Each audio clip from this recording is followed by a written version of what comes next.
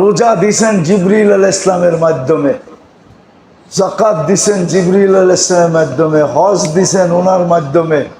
কোনো ডাকার দায়িত্ব নেন নাই। কোন উম্মতকেও নামাজ দিছেন, কিন্তু ডাকার দায়িত্ব নেন নাই। ওই উম্মতকেও ডাইকা নিয়ে নামাজ দেন নাই, জিবরিল আলাইহিস সালামের মাধ্যমে দিছেন। আমাদের নামাজও কি সুপার না, কি সুপারের উপরেও সুপার। অন্য উম্মতকে নামাজ দিছেন, মুসা আলাইহিস সালামের উম্মতকে 2 ওয়াক্ত নামাজ দিছেন, কিন্তু জমিনে রাইখা দিছেন, আকাশে নিয়ে দেন নাই।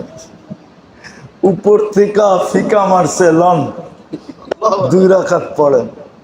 আর বন্ধুরে নাইকা নিয়ে হাতে উঠায় বলছেন নেন। আবার নিজে ডাকার দায়িত্ব নিছে বন্ধু। কেননা বন্ধুর একটু মন ভাঙা গেছিল মুসা আলাইহিস সালামের একটা কথায়, যে আমি 2 রাকাত পড়াইতে পারি না, আপনি 5 রাকাত কি করে পড়াবেন, একটু কমায় নিয়ে আসেন।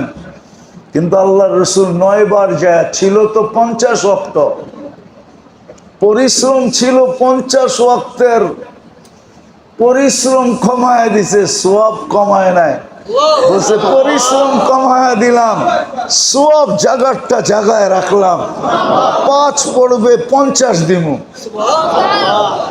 কিন্তু বলমু আবার হুজুররা রাগ হয়ে যায় কিনা, বলমু রাগ হবে না তো? আল্লাহর রাসূলের মন ভরে নাই মনে হয়।